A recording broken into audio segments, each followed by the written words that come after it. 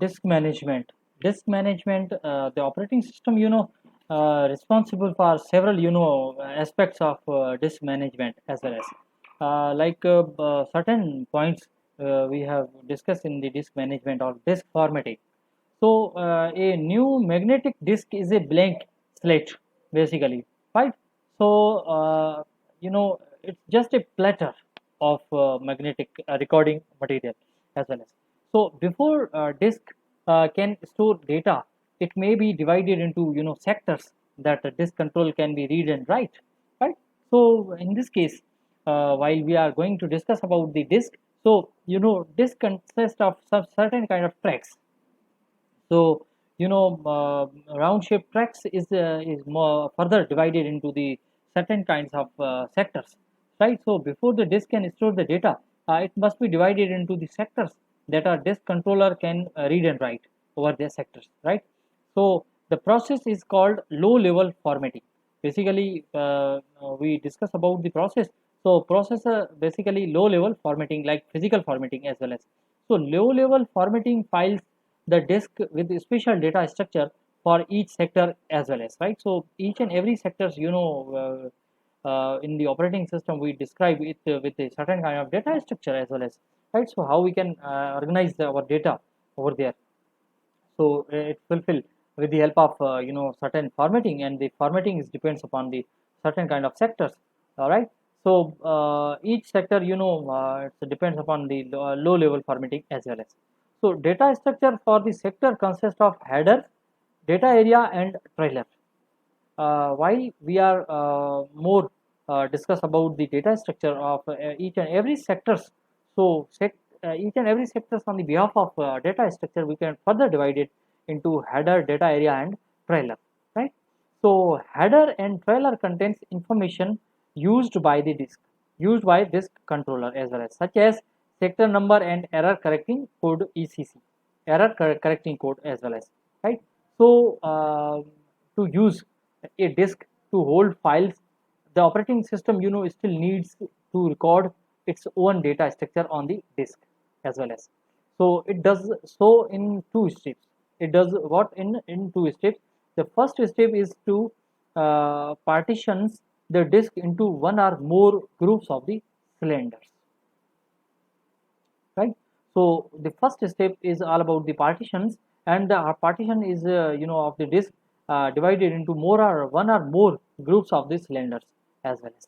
So the operating system can treat each partition as though it were separate the disk as well as, right?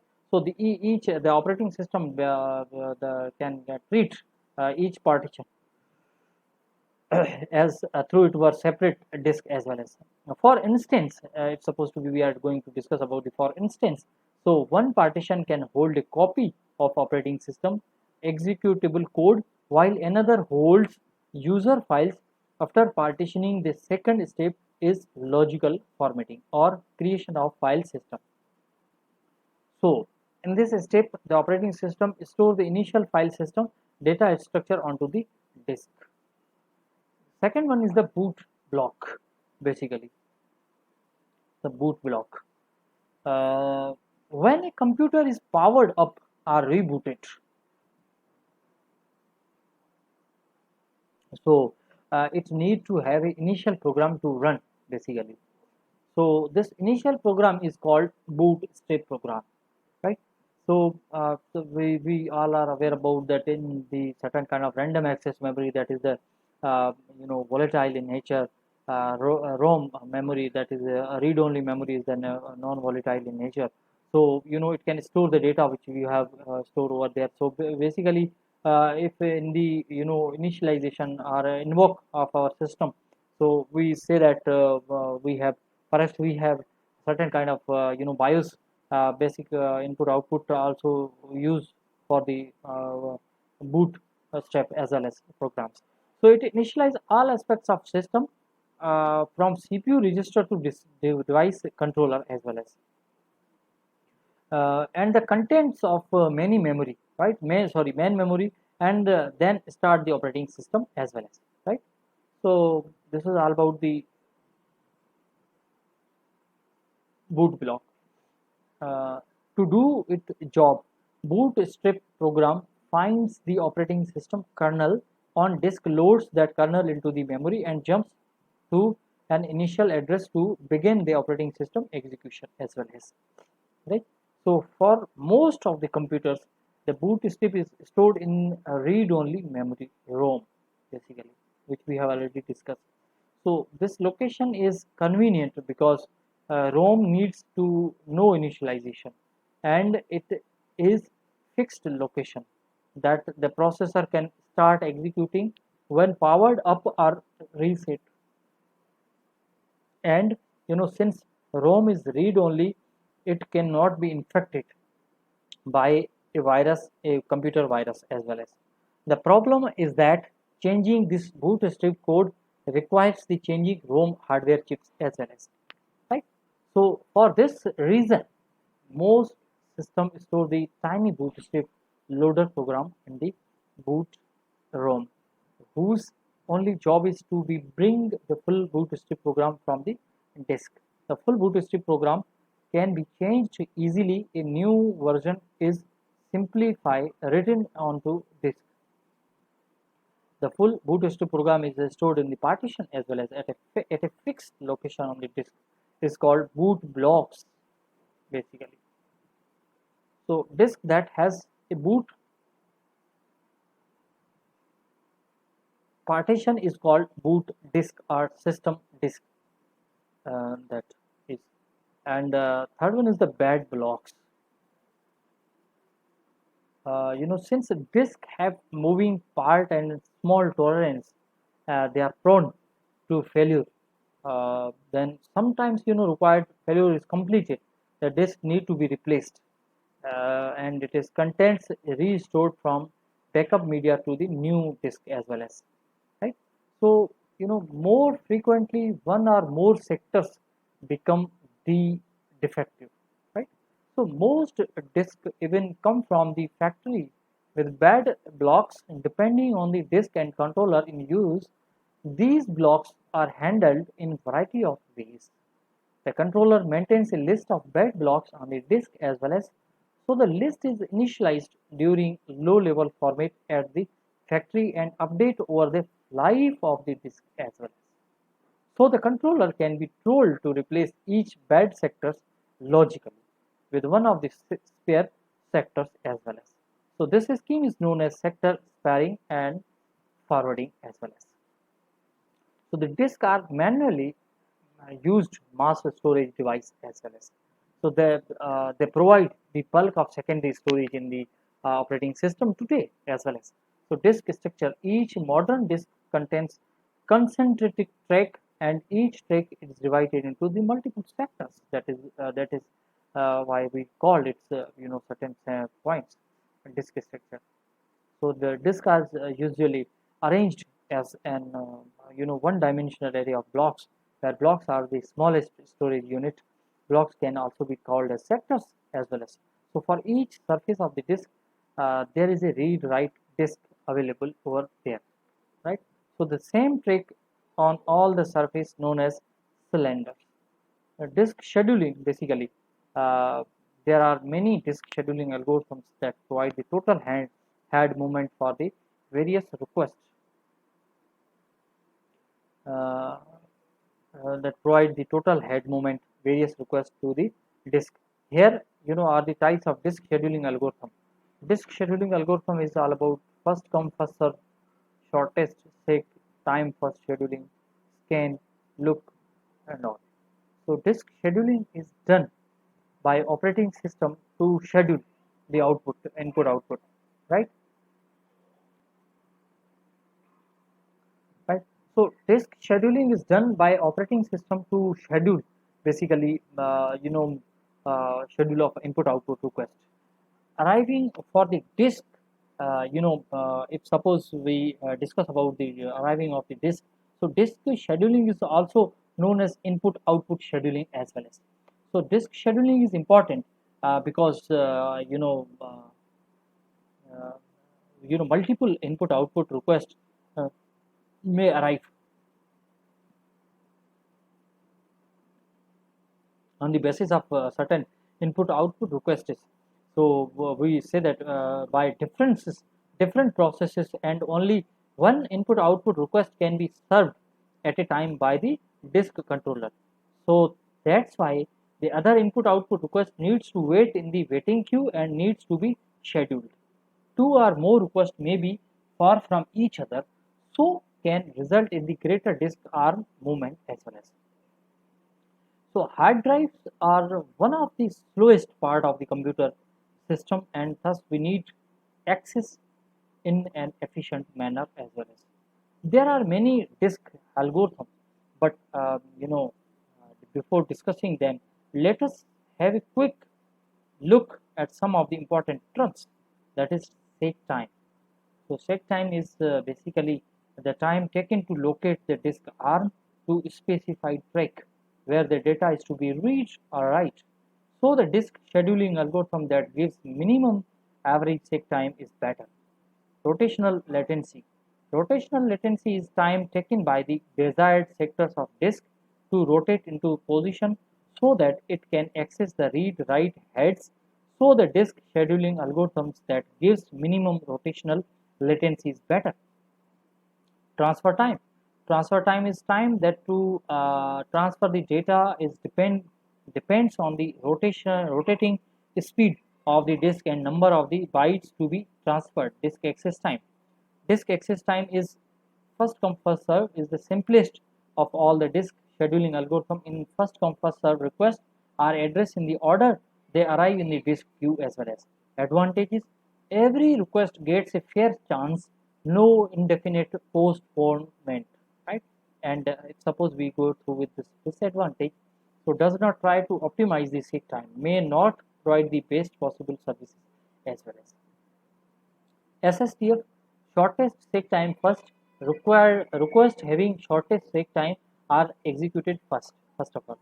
So the time so the time is every request is calculated in advance, right? So queue, and then they are scheduled according to their calculated, right? So advantage: average response time is decreased over shortest seek time first, and throughput is increases as well as.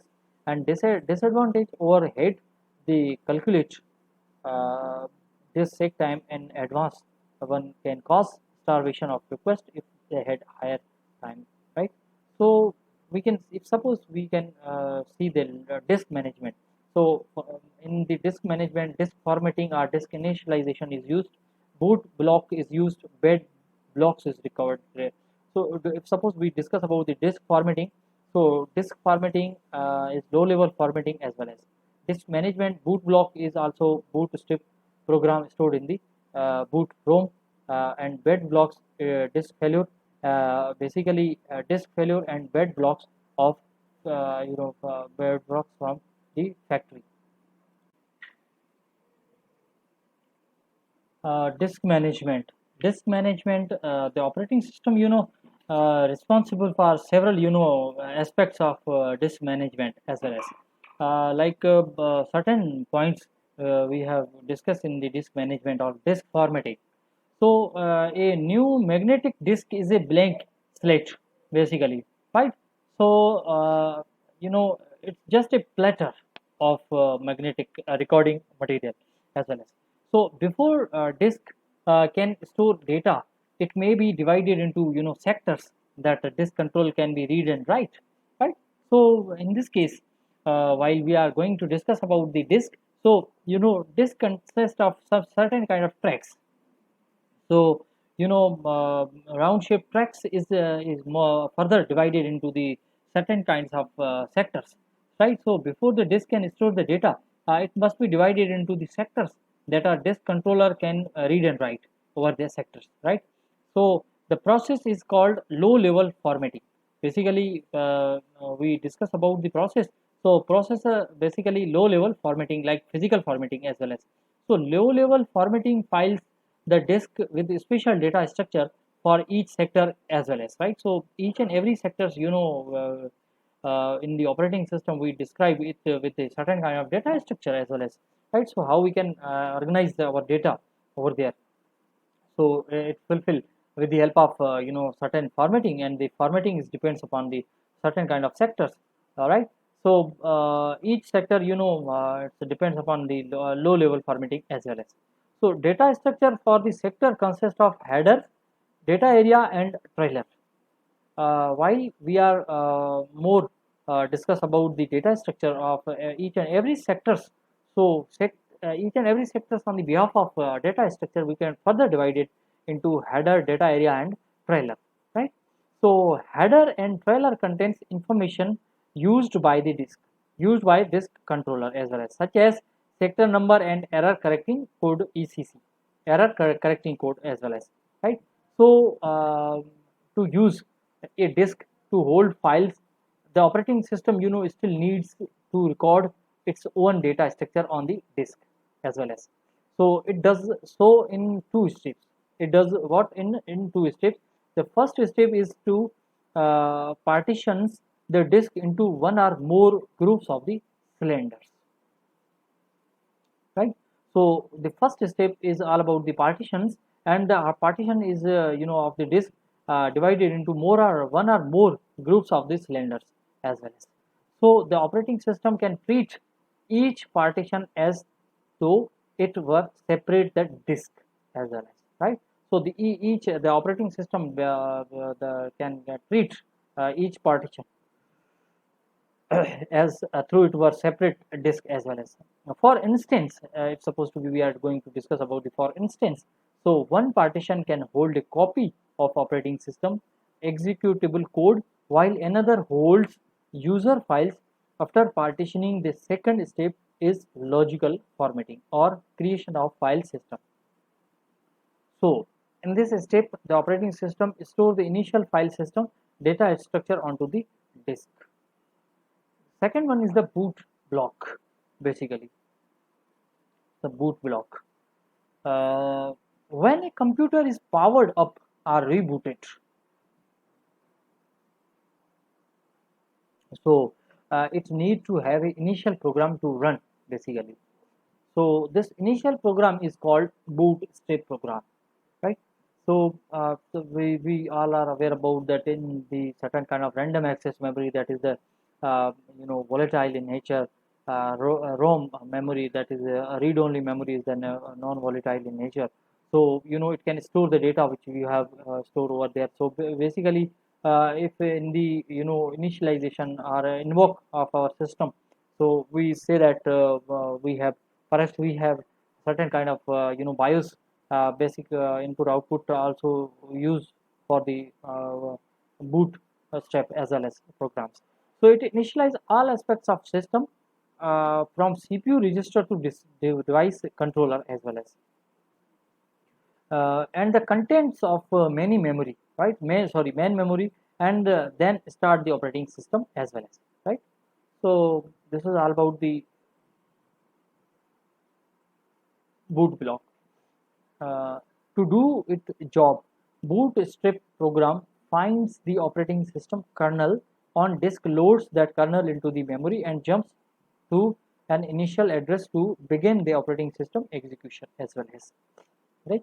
So for most of the computers, the bootstrap is stored in a read-only memory, ROM, basically, which we have already discussed. So this location is convenient because ROM needs to no initialization, and it is fixed location that the processor can start executing when powered up or reset. And since ROM is read only, it cannot be infected by a virus, a computer virus as well as. The problem is that changing this bootstrap code requires the changing ROM hardware chips as well as, right? So for this reason, most systems store the tiny bootstrap loader program in the boot ROM, whose only job is to be bring the full bootstrap program from the disk. The full bootstrap program can be changed easily. A new version is simplified written onto disk. The full bootstrap program is stored in the partition as well as at a fixed location on the disk. It's called boot blocks, basically. So disk that has A boot partition is called boot disk or system disk. That is, and third one is the bad blocks. Since disk have moving part and small tolerance, they are prone to failure. Then sometimes required failure is completed. The disk need to be replaced, and it is contents restored from backup media to the new disk as well as, right. So more frequently one or more sectors become the defective, right. So most disk even come from the factory with bad blocks. Depending on the disk and controller in use, these blocks are handled in variety of ways. The controller maintains a list of bad blocks on the disk as well as, so the list is initialized during low level format at the factory and update over the life of the disk as well. So the controller can be told to replace each bad sectors logically with one of the spare sectors as well as. So this scheme is known as sector sparing and forwarding as well as. So the disks are manually used mass storage device as well as. So they provide the bulk of secondary storage in the operating system today as well as. So disk structure, each modern disk contains concentric track, and each track is divided into the multiple sectors. That is why we called it certain points disk structure. So the disk are usually arranged as an one-dimensional array of blocks, where blocks are the smallest storage unit. Blocks can also be called as sectors as well as. So for each surface of the disk, there is a read-write disk available over there, right? So the same trick on all the surface known as cylinders. Disk scheduling basically, uh, there are many disk scheduling algorithms that provide the total head movement for the various requests, uh, that provide the total head movement various requests to the disk. Here are the types of disk scheduling algorithm.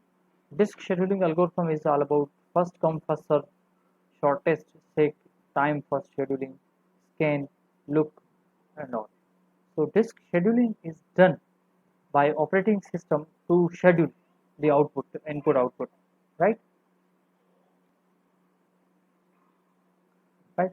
So disk scheduling is done by operating system to schedule basically schedule of input output request. Arriving for the disk, if suppose we discuss about the arriving of the disk, so disk scheduling is also known as input output scheduling as well as. So disk scheduling is important because uh, multiple input output requests uh, may arrive on the basis of certain input output requests. So we say that by different processes, and only one input output request can be served at a time by the disk controller. So that's why the other input output request needs to wait in the waiting queue and needs to be scheduled. Two or more requests may be far from each other, so can result in the greater disk arm movement as well as. So hard drives are one of the slowest part of the computer system, and thus we need access in an efficient manner as well as. There are many disk algorithms, but before discussing them, let us have a quick look at some of the important terms. That is seek time. So set time is basically the time taken to locate the disk arm to specified track where the data is to be read or write. So the disk scheduling algorithm that gives minimum average seek time is better. Rotational latency. Rotational latency is time taken by the desired sectors of disk to rotate into position so that it can access the read-write heads. So the disk scheduling algorithms that gives minimum rotational latency is better. Transfer time. Transfer time is time that to transfer the data is depends on the rotating speed of the disk and number of the bytes to be transferred. Disk access time. Disk access time is first come first serve is the simplest of all the disk scheduling algorithm. In first come first serve requests are addressed in the order they arrive in the disk queue as well as. Advantages: every request gets a fair chance, no indefinite postponement, right? And suppose we go through with this disadvantage, so does not try to optimize the seek time, may not provide the best possible services as well as. SSTF, shortest seek time first, request having shortest seek time are executed first of all. So the time so the time is every request is calculated in advance, right? So queue, and then they are scheduled according to their calculated, right? So advantage: average response time is decreased over shortest seek time first, and throughput is increases as well as. And disadvantage: overhead, the calculate uh, this seek time in advance, one can cause starvation of request if they had higher time, right? So we can, if suppose we can see the disk management. So in the disk management, disk formatting or disk initialization is used, boot block is used, bed blocks is recovered. So if suppose we discuss about the disk formatting, so disk formatting is low level formatting as well as. Disk management, boot block is also boot strip program stored in the boot ROM, and bed blocks, disk failure, basically disk failure and bed blocks of bed blocks from the factory. Disk management, the operating system, responsible for several, aspects of disk management as well as, certain points we have discussed in the disk management or disk formatting. So a new magnetic disk is a blank slate, basically, right? So it's just a platter of magnetic recording material as well as. So before disk can store data, it may be divided into sectors that the disk control can be read and write, right? So in this case, while we are going to discuss about the disk, so disk consists of some certain kind of tracks. So round shaped tracks is more further divided into the certain kinds of sectors, right? So before the disk can store the data, it must be divided into the sectors that our disk controller can read and write over their sectors, right? So the process is called low level formatting. Basically, we discuss about the process.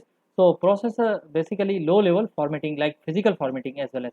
So low level formatting files the disk with a special data structure for each sector as well as, right? So each and every sectors, in the operating system we describe it with a certain kind of data structure as well as, right? So how we can organize our data over there. So it fulfill with the help of certain formatting, and the formatting is depends upon the certain kind of sectors. All right. So each sector, it depends upon the low level formatting as well as. So data structure for the sector consists of header, data area, and trailer. While we are more discuss about the data structure of each and every sectors, so each and every sectors on the behalf of data structure, we can further divide it into header, data area, and trailer, right? So header and trailer contains information used by the disk, used by disk controller as well as, such as sector number and error correcting code, ECC, correcting code as well as, right? So to use a disk to hold files, the operating system still needs to record its own data structure on the disk as well as. So it does so in two steps. It does what in two steps. The first step is to partitions the disk into one or more groups of the cylinders, right? So the first step is all about the partitions, and the partition is of the disk divided into more or one or more groups of the cylinders as well as. So the operating system can treat each partition as though it were separate the disk as well as, right? So each the operating system can treat each partition as through it were separate disk as well as. For instance, it's supposed to be we are going to discuss about the for instance. So one partition can hold a copy of operating system executable code while another holds user files. After partitioning, the second step is logical formatting or creation of file system.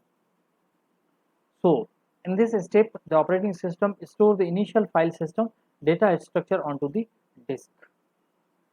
Second one is the boot block, basically the boot block. Uh, when a computer is powered up or rebooted, so it need to have an initial program to run basically. So this initial program is called bootstrap program, right? So we all are aware about that in the certain kind of random access memory that is the volatile in nature. ROM memory that is a read-only memory is then non-volatile in nature. So it can store the data which you have stored over there. So basically, if in the initialization or invoke of our system, so we say that we have first we have certain kind of BIOS basic input output also used for the boot step as well as programs. So it initializes all aspects of system from CPU register to device controller as well as and the contents of many memory, right? Main memory, and then start the operating system as well as, right? So this is all about the boot block. Uh, to do its job, bootstrap program finds the operating system kernel on disk, loads that kernel into the memory, and jumps to an initial address to begin the operating system execution as well as, right? So for most of the computers, the bootstrap is stored in a read-only memory ROM, basically, which we have already discussed. So this location is convenient because ROM needs to no initialization, and it is fixed location that the processor can start executing when powered up or reset. And since ROM is read only, it cannot be infected by a virus, a computer virus as well as. The problem is that changing this bootstrap code requires the changing ROM hardware chips as well as, right? So for this reason, most systems store the tiny bootstrap loader program in the boot ROM, whose only job is to be bring the full bootstrap program from the disk. The full bootstrap program can be changed easily. A new version is simplified written onto disk. The full bootstrap program is stored in the partition as well as at a fixed location on the disk. Is called boot blocks basically. So disk that has a boot partition is called boot disk or system disk. That is, and third one is the bad blocks. Since disk have moving part and small tolerance, they are prone to failure. Then sometimes required failure is completed, the disk need to be replaced, and it is contents restored from backup media to the new disk as well as, right? So more frequently one or more sectors become the defective, right? So most disks even come from the factory with bad blocks. Depending on the disk and controller in use, these blocks are handled in variety of ways. The controller maintains a list of bad blocks on the disk as well as, so the list is initialized during low level format at the factory and update over the life of the disk as well. So the controller can be told to replace each bad sectors logically with one of the spare sectors as well as. So this scheme is known as sector sparing and forwarding as well as. So the disks are manually used mass storage device as well as. So they provide the bulk of secondary storage in the operating system today as well as. So disk structure, each modern disk contains concentric track, and each track is divided into the multiple sectors. That is why we called it certain points disk structure. So the disk are usually arranged as an one-dimensional array of blocks, where blocks are the smallest storage unit. Blocks can also be called as sectors as well as. So for each surface of the disk, there is a read-write disk available over there, right? So the same trick on all the surface known as cylinders. Disk scheduling basically, uh, there are many disk scheduling algorithms that provide the total head movement for the various requests, uh, that provide the total head movement various requests to the disk. Here, are the types of disk scheduling algorithm. Disk scheduling algorithm is all about first come first serve, shortest seek time for scheduling, scan, look, and all. So disk scheduling is done by operating system to schedule the output, input output, right? Right. So disk scheduling is done by operating system to schedule basically, schedule of input output request. Arriving for the disk, if suppose we discuss about the arriving of the disk, so disk scheduling is also known as input output scheduling as well as. So disk scheduling is important because uh, multiple input output requests uh, may arrive on the basis of certain input output requests. So we say that by different processes, and only one input output request can be served at a time by the disk controller. So that's why the other input output request needs to wait in the waiting queue and needs to be scheduled. Two or more requests may be far from each other, so can result in the greater disk arm movement as well as. So hard drives are one of the slowest part of the computer system, and thus we need access in an efficient manner as well as. There are many disk algorithms, but before discussing them, let us have a quick look at some of the important terms. That is seek time. So set time is basically the time taken to locate the disk arm to specified track where the data is to be read or write. So the disk scheduling algorithm that gives minimum average seek time is better. Rotational latency.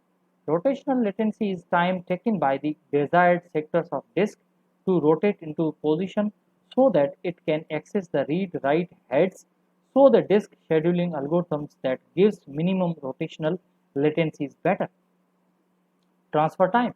Transfer time is time that to transfer the data is depends on the rotating speed of the disk and number of the bytes to be transferred. Disk access time.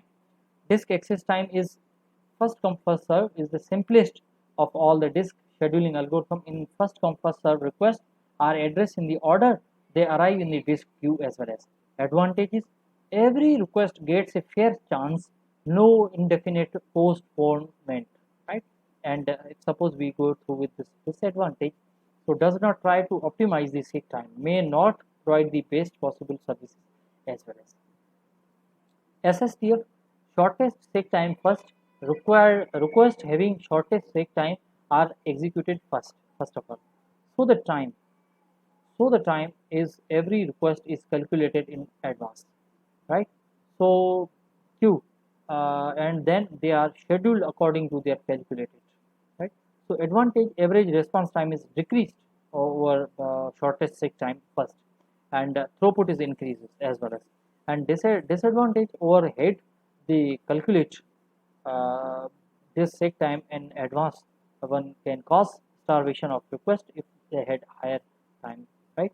So we can, if suppose we can see the disk management. So in the disk management, disk formatting or disk initialization is used, boot block is used, bed blocks is recovered there. So if suppose we discuss about the disk formatting, so disk formatting is low level formatting as well as. Disk management, boot block is also boot strip program stored in the boot ROM, and bed blocks disk failure. Basically, disk failure and bed blocks of bed blocks from the factory. So dash begin at the root and follow a path down to the specified files. Relative path, absolute path name, relative path name, absolute path name, standalone name, all of the above. So here there is a B is the right answer, that is the absolute path name. So absolute path name begins at the root and follows a path down to specified file as well as. So, which directory implementation is used in most operating systems? Which directory? So, a single level directory structure, two level directory structure, three directory structure, and a cyclic directory structure. So, C is the right answer. That is the tree directory structure is used in the implementation of most operating systems. So tree structure file directory system is allows easy storage and retrieval of file names, is much debate unnecessary features, is not essential when we have millions of files, none of the above. C is the right answer, that is not essential when we have millions of the files over there. Dash began. Dash began at the root and follows a path down to the specified file. So relative path name, absolute path name, standalone B. So basically B absolute path name is the begin there at the root as follow the path. Which type of software can be used to merge basically? So which type of software can be used to manage merge data of two files in one file? So here system software, network software, documenting software, utility software. So D is the right answer, that is the utility software. So process of dividing a disk into sectors that our disk controller can read and write before a disk can store data is known as partitioning, swap space, low level formatting, none of the above. C is the right answer, that is the low level formatting. The data structure for sector typically contains header, data area, trailer, all of the above. So D is the right answer, that is the all of the above. So next, the header and trailer of sector contains information used by the disk controller such as dash and dash. So header and trailer of basically of sectors contains information about main section and disk identifier, error correcting codes and sector number and main section, disk identifier and sector number. So B error correcting codes and sector number is the right answer for there. The dash programs initialize all aspects of system from CPU, register to device controller and the contents of main memory and then start the operating system. So A is the main, bootloader, bootstrap and ROM. C is the bootstrap is the right answer. So bootstrap program initialize all aspects of system from CPU, register to device, controller and contents of main memory and then start the operating system. C is the right answer. For most computers, the bootstrap is stored in dash, ROM, RAM, ROM, cache, territory, tertiary storage. So B is the right answer, that is the ROM basically, right? So here in this the program initialize all aspects of system from CPU register to device controller and contents of main memory and then start the operating system. So here there is a C is the right answer, that is the bootstrap, right? So